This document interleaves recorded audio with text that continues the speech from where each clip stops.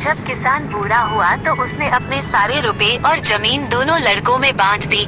उसके बाद वो किसान बहुत ही गंभीर बीमारी के कारण से एक दिन मर गया।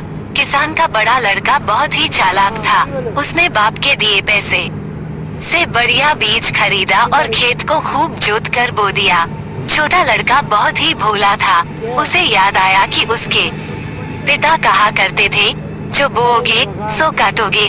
पुरानी बातों की कहानी उसने सोचा कि यदि वो रुपयों को बो देगा तो उनकी फसल उगेगी और अनाज की तरह उसका घर रुपयों से भर जाएगा। ये सोचकर उसने सारे रुपए खेत में बो दिए।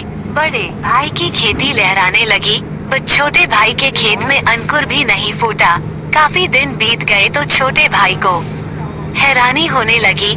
मारे परेशानी के वो बहुत ही दुबला हो गया। एक दिन बड़े भाई ने उससे दुबले होने का कारण पूछा तो उसने सारी बातें बता दी। सुनकर बड़ा भाई उसके भोलेपन पर बहुत हंसा।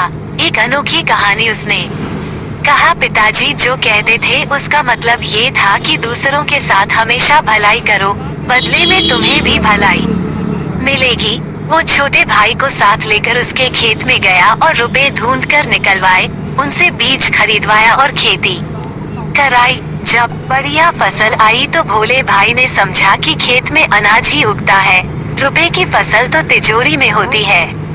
इसीलिए तो कहते हैं कि दुनिया में ज्यादा भोलापन भी ठीक नहीं होता है। हमें सदा ही अच्छे कर्म करते रहना चाहिए, ताकि आगे चलकर हमें उस किए गए अच्छे कर्म का फल भी अच्छा ही मिले। ये बात उस समय की है जब वह किसान बहुत थक गया था। आज उसके पास कुछ भी नहीं था, उसकी फसल भी खराब हो गई थी, उसके पास धन की कमी थी। बट वो लालच नहीं करता था, सभी का भला करने वाला था। जो कोई भी परेशानी में आता था वो उसकी मदद करता था। एक दिन वह भगवान से कहता है कि मेरी हालत बहुत खराब हो गई है, मुझे कोई भी रास्ता नजर नहीं आता है।